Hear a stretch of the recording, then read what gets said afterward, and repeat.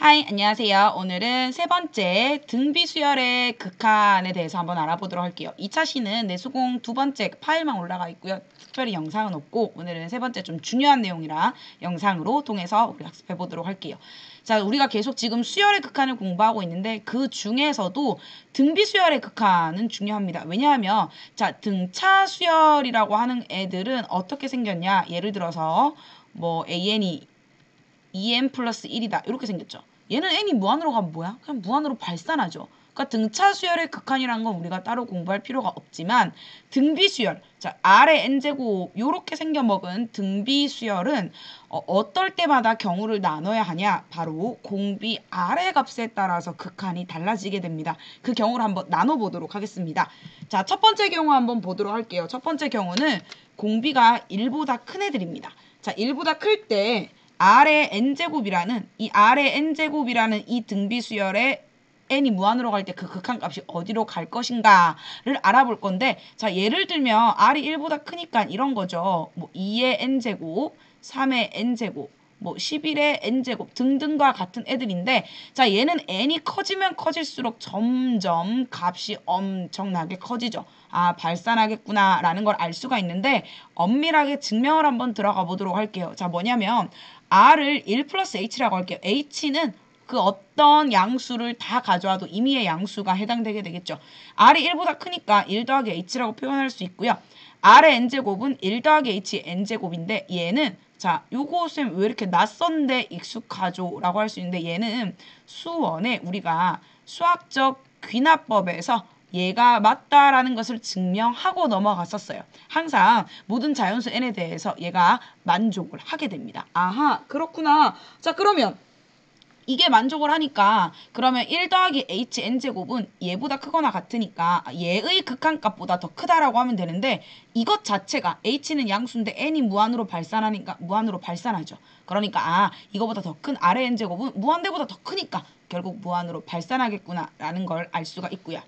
자, 두 번째, R이 1일 때를 한번 보도록 할게요. 1일 때. 자, R이 1이면 어때요? 볼 거 없지 뭐. 뭐야. R이 1이면 결국 R의 n제곱이 1의 n제곱이 되죠.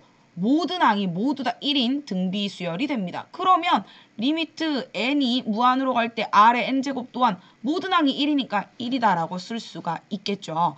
자, 그런데 왜 우리는 꼭 기준을 1을 기준으로 나눴을까를 생각해 볼 건데, 자, 우리가 어떤 숫자를 거듭해서 곱할 때 값이 커지고 작아지고를 누가 결정하냐면 1보다 크냐 작냐를 기준으로 나눌 수 있어요. 1보다 큰 값들은 곱하면 곱할수록 값이 커지고 1보다 작은 애들은 2분의 1, 3분의 1 같은 애들은 곱하면 곱할수록 분모가 점점 커져서 결국 값이 작아지게 되거든요. 자, 그러면 지금 R이 1보다 클 때 1일 때 했으니까 이번에는 1보다 작을 때를 갈 건데, 중요한 사실은 뭐냐면 1보다 그냥 작은 게 아니라 마이너스 1과 1 사이일 때, 즉 절대값 R이 1보다 작을 때를 조사를 해야 됩니다. 마이너스 1보다 작을 때는 어떻게 되는지 조금 이따 다시 한번 보도록 할게요. 자, 그러면 이 사이에 들어가 있는 0이라는 숫자 있죠? 자, 공비가 0이라는 말은 모든 값이 0이라는 뜻이니까 당연히 0으로 수렴한다, 그쵸? 자, 이번에는 만약에 0이 아니라면 절대값 R이 양의 값을 취하게 되면 0과 1 사이죠. 그러면 절대값 R 분의 1이 1보다 큽니다. 역수니까. 근데 우리가 아까 첫 번째에서 뭐라고 했었냐면, 첫 번째에서 R이 1보다 크면 걔는 무한으로 발산한다고 했죠. 자, 지금 얘가 1보다 크니까 얘가 어때요? 얘가 무한으로 발산합니다. 그쵸? 자, 그런데 잘 봐. 예를 들어서 얘가 무한으로 발산하면 이것의 역수는 어떻게 돼요? 그렇지. 무한대 분의 1의 형태가 돼야 되니까 얘는 결국 어디로? 0으로 수렴한다 라고 얘기할 수가 있고, 자, 요 부분은 우리 활동지 2번에서 가나다라마바사 참거짓 판별할 때 바에 해당될 것입니다. 절대값이 0으로 수렴하면 절대값 씌우지 않은 수열도 0으로 수렴한다라는 거 샌드위치 정리 통해서 알 수가 있었습니다. 자, 마지막으로는 자, 요런 경우 한번 보도록 할게요. 마이너스 1보다 작을 때, 그러니까 얘는 어떤 경우냐면 예를 들어서 뭐 2분의 1의 n제곱, 마이너스 3분의 1의 n제곱, 그 다음에 뭐 4분의 3의 n제곱과 같은 아이들은 다 이게 n이 무한으로 커지면 그 값이 점점 0을 향해 다가간다 라고 생각을 할 수가 있겠죠. 자, 그런데 이번에는 마이너스 1보다 작은 애, 예를 들어 어떤 거냐면 뭐 마이너스 2의 n제곱 이런 것들을 볼게요. 자, 마이너스 2의 n제곱은 이 두 번째에 해당된다. 그쵸? 야, 얘는 잘 보면 첫 번째 양이 마이너스 2, 그 다음은 4, 그 다음은 마이너스 8, 그 다음에 16. 어떤 경우죠? 교대합니다. 왔다 갔다 진동하는데 그 진동폭이 점점 커지잖아요. 그럼 얘는 어떻게 된다라고 얘기할 수 있죠? 무한으로 발산한다. 진동한다 라고 할 수가 있겠죠. 자, R이 만약에 마이너스 1이면 얘는 마이너스 1의 n제곱이니까 마1, 1, 마1, 1. 이렇게 되니까 얘는 진동하는 수열이 되고요.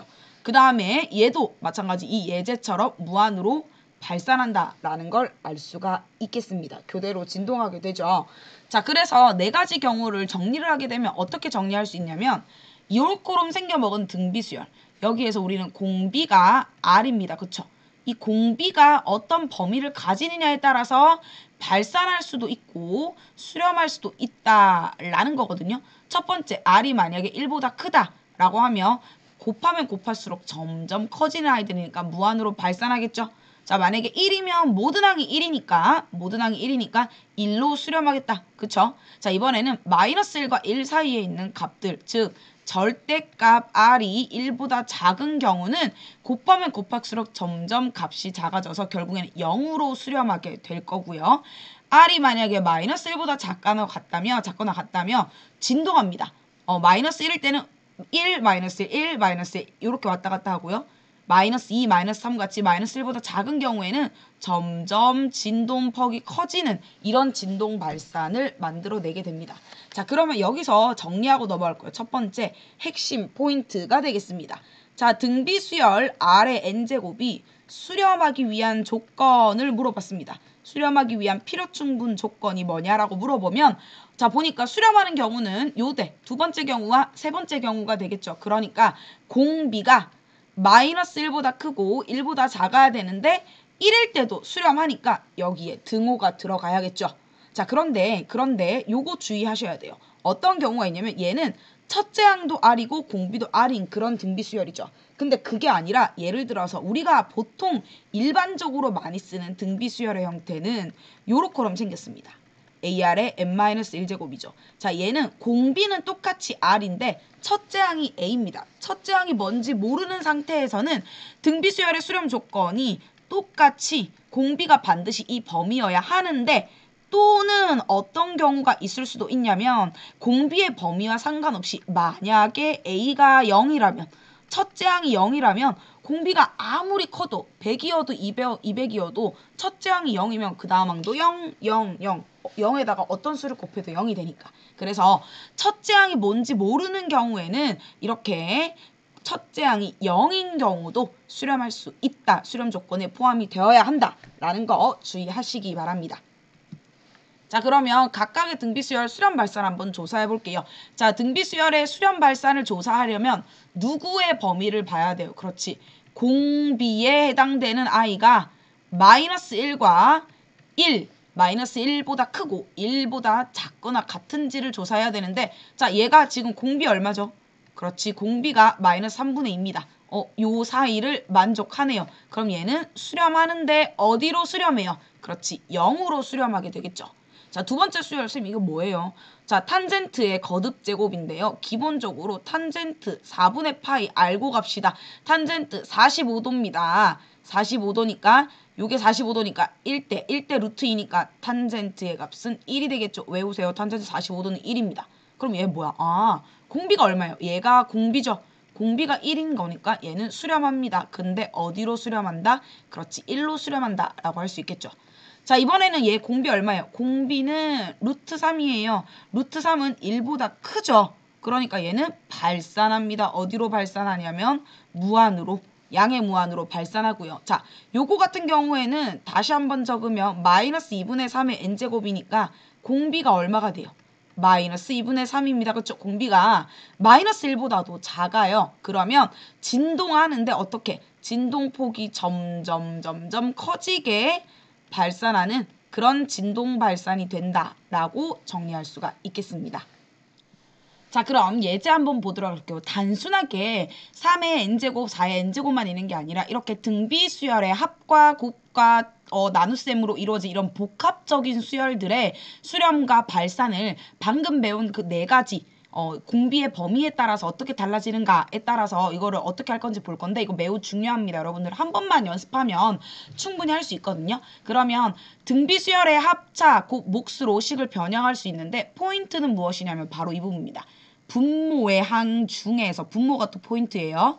미체의 절대값이 큰 항으로 분모 분자를 나누어 줍니다. 자, 지금 보면 얘는 미치 3, 미치 4, 2, 4. 제일 큰 게 누구예요? 분모 중에 제일 큰 게 4잖아요. 그러면 분모와 분자를 각각 4의 n제곱으로 나누어 줍니다. 자, 미체 절대값이 가장 큰 항으로 분모 분자를 나눠 주셔야 돼요. 자, 그러면 자, 얘는 4분의 3의 n제곱. 얘는 4분의 2니까 2분의 1의 n제곱. 얘는 4의 n제곱으로 나누면 1이죠. 자, 그 다음에 얘는 잘 보면 4 곱하기 4의 n제곱이잖아요. 그럼 4의 n제곱 나누면 4가 남죠. 자, 그러면 여기에서 우리는 리미트 n을 무한으로 한번 보내보도록 하겠습니다. 무한으로 보내면 어떤 일이 생기냐 했더니 4분의 3, 2분의 1 모두 다 0으로 수렴할 수 있는 등비수열의 조건을 가지고 있죠. 그럼 얘가 0으로 가면 남는 건 0 더하기 1분의 0 더하기 4니까 4로 수렴한다라고 할 수가 있어요. 자, 주의할 점 반드시 기억하세요. 분모 중에서 미체 절대값이 가장 큰 걸로 나누어줍니다. 분모 분자를 똑같이 나누어줘서 0으로 가고 남는 아이들끼리 우리가 수열을 계산하면 극한값을 계산하면 되는데 좀 빠르게 할 수 있는 방법 보도록 할게요. 왜 절대값이 큰 놈으로 볼 것이냐면 자, 2의 n제곱, 4의 n제곱, 3의 n제곱, 4의 n 더하기 1제곱 모두 다 각각 개별적으로 보면 n이 무한으로 커지면 커질수록 그 값이 계속적으로 커지는 놈들이야. 근데 누가 가장 빠르게 무한으로 가요? 그렇지. 제일 대빵은 바로 이 4의 n제곱이죠. 얘도 마찬가지. 얘는 4 곱하기 4의 n제곱이니까 얘도 마찬가지. 얘네들 때문에 결국에는 무한대분의 무한대 형태라고 할 수 있는데 우리 무한대분의 무한대고 얘네 두 개가 똑같으니까 결국 차수가 동일하다라고도 얘기할 수 있어요. 그럼 우리 차수 똑같은 애들끼리는 개수 비교했잖아. 마찬가지. 여기 앞에 개수 얼마예요? 1이고 여기 앞에 개수가 4니까 1분의 4로 수렴한다 라고도 할 수 있습니다. 자, 연습 한 번만 더 해볼게요. 자, 이렇게 갑자기 흐리지? 자, 요거 한번 보도록 하겠습니다. 얘도 잘 보면 요거 보면은 다시 한번 적어볼게요. 3 곱하기 3의 n제곱 더하기 4의 n제곱이고 얘는 2 곱하기 2의 2n제곱이니까 4의 n제곱이다라고 할 수 있죠. 그럼 결국 누가 짱 커요? 4가 짱 크지. 그러면 4 앞에 있는 원래는 어떻게 해야 되냐?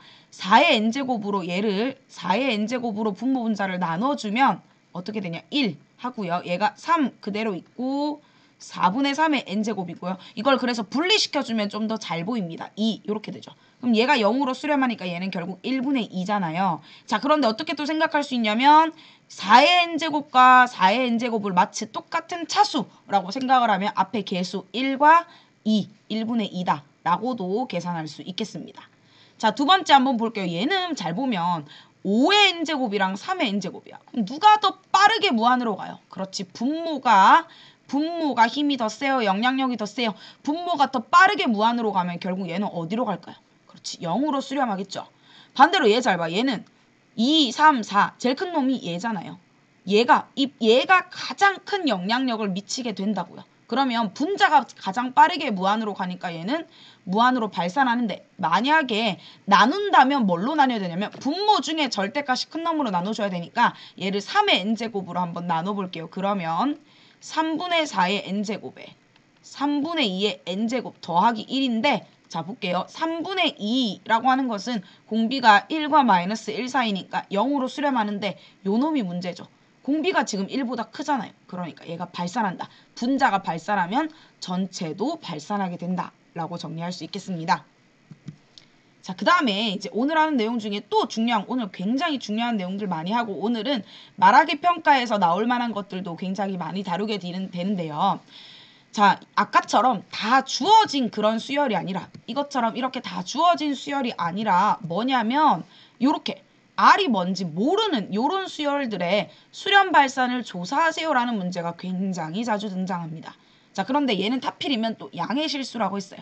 R이 0보다 큽니다. 그러면 우리는 이 공비의 범위를 나눠줘야 되는데 이 공비라고 하는 것은 어떻게 나눠주셔야 되냐면 그렇지. 1과 마이너스 1을 기준으로 1보다 클 때 하나, 그쵸? 그리고 1일 때 두 번째, 그 다음에 1과 마이너스 1 사이일 때 세 번째, 네 번째 1보다 마이너스 1보다 작을 때 더 구체적으로 따지자면 다섯 번째 마이너스 1일 때 이렇게 나눠주셔야 돼요. 근데 하필이면 얘는 양의 실수잖아요. 그러면 딱 잘라서 0을 기준으로 0과 1 사이 1보다 클 때 1일 때 이렇게 세 가지로 한번 나눠볼게요. 첫 번째 R이 0과 1 사이라면 자 생각해 볼게요. 공비가 0과 1 사이면 얘가 어떻게 돼요? 0과 1 사이에 있는 모든 숫자들은 거듭 제곱하면 할수록 어디로 수렴한다? 0으로 수렴한다 라고 했죠. 그렇고 오케이. 자 여기까지 일단 둡시다. 두 번째는 뭐냐면 공비가 만약에 1이라고 생각합시다. 1이라고 생각하면 리미트 n이 무한으로 갈 때 R의 n제곱은 당연히 1이겠죠.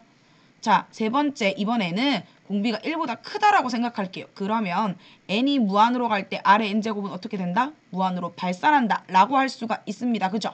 자, 그러면 근데 내가 원하는 건 얘가 아니라 이 수열이야. 이 수열. 자, 요거 볼게요. 그러면 따라서 리미트 n이 무한으로 갈 때 1 더하기 R의 n제곱 1 마이너스 R의 n제곱이 어떻게 될지 볼게요. 자, 요것들이 어디로 가요? 요거 0으로 수렴, 요거 0으로 수렴하니까 결국 얘는 1분의 1이니까 R이 만약에 0과 1 사이의 값이라면 이 주어진 수열은 1로 수렴을 합니다. 그쵸? 1이라는 값으로 수렴을 하게 되고요. 자, 이번에는 요겁니다. R이 1일 때는 얘들아 뭐 볼거 뭐 있어? 그럼 결국에는 얘가 어떻게 돼요? 1일 때는 1 더하기 1의 n제곱 1 마이너스 1의 n제곱이면 결국 1 더하기 1분의 1 빼기 1이니까 0입니다.